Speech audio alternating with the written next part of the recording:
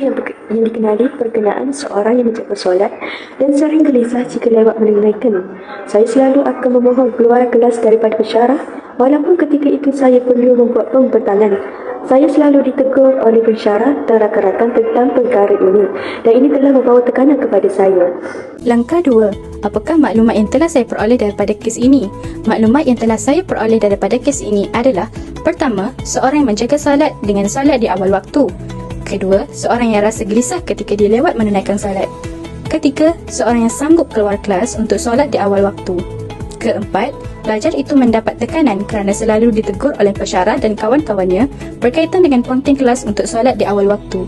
Kelima, seorang yang tidak tahu apakah tindakannya itu salah. Solat pada awal waktu adalah satu amalan yang sangat dicintai Allah dan Rasulnya. Ini bertujuan agar seseorang itu memperolehi kelebihan yang banyak ketika solat di awal waktu, seperti mendapat ketenangan hati, segala urusan dipermudahkan dan mendapat membentuk disiplin diri. Di samping itu, solat di awal waktu dapat mengelakkan daripada berlakunya kelalaian sehingga luput waktu solat. Isu ini berlaku sewaktu sesi kelas sedang berjalan.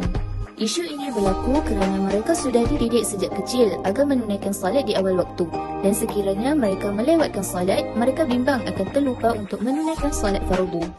Berhubung isu yang dihadapi iaitu pertembungan antara waktu solat dengan waktu belajar adalah tidak salah dan tidak berdosa jika anda melewatkan sedikit waktu solat zuhur sehingga habis waktu kuliah. Walaupun begitu, perlu diingatkan bahawa melewatkan waktu menunaikan solat zuhur bagi memberi ruang kepada waktu kuliah mestilah tidak melewati waktu asar.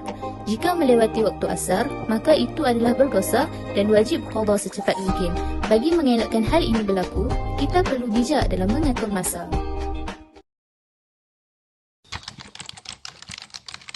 Berdasarkan kes tersebut, kami dapat mendefinisikan bahawa solat di awal waktu adalah satu amalan yang sangat dicintai Allah dan Rasulnya. Tujuan untuk kita melaksanakan solat di awal waktu adalah seseorang akan memperoleh kelebihan yang banyak serta dapat mengelakkan daripada berlakunya kelalaian sehingga luput waktu solat. Selain itu, kes ini kebanyakannya berlaku kepada pelajar universiti atau penuntut IPTA yang mempunyai jadual kelas yang bertentangan dengan waktu solat.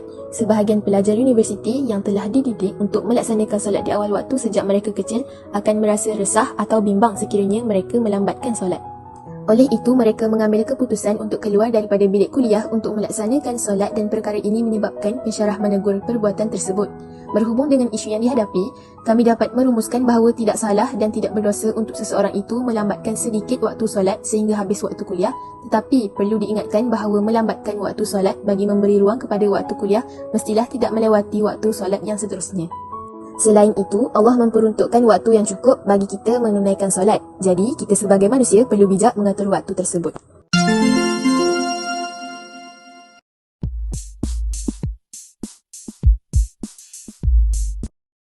Dikatakan daripada Imam Al-Zahabi di dalam kitab iaitu Al-Kabair, solat diumpamakan seperti pertalian hamba dengan Tuhannya, yang mana orang yang memutuskan pertalian itu dikira berdosa besar, apatah lagi jika dia mengingkari kewajipannya atau memperkecil-kecilkan orang yang mengikat pertalian itu sehingga dianggap kafir jika tidak perlu bertaubat dan kembali kepada Tuhannya.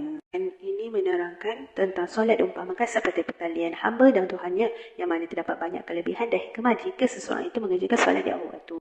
Namun begitu, bagi mereka yang sengaja melewatkan solat sehingga habis waktunya, maka mereka termasuk dalam kalangan yang dicelakakan Allah. Pada kes perbezaan berkaitan solat di awal waktu dan solat di dalam waktu, pelajar tersebut perlu membezakan yang mana lebih penting atau yang perlu diutamakan, seperti mana Imam Az-Zahabi di dalam kitabnya Al-Kabir memberitahu sebentar tadi.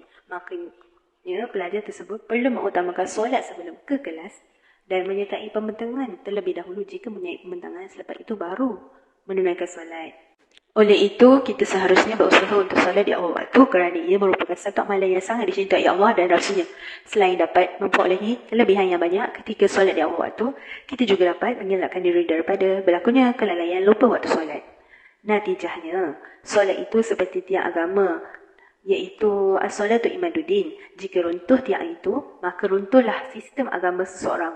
Bahkan bangunan yang tidak mempunyai tiang juga pasti akan tersembun ke bumi.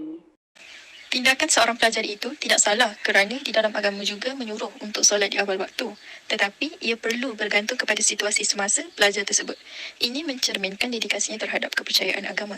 Cara yang kreatif untuk menangani masalah ini ialah pelajar perlu melihat keadaan semasa seperti sekiranya kelas bermula pada jam 12 tengah hari sehingga 3 petang, pelajar boleh meminta izin untuk solat sebentar.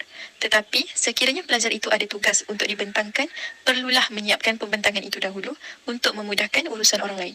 Dan pelajar juga boleh untuk berbincang dengan pensyarah untuk menunaikan solat sekiranya kelas itu habis lewat.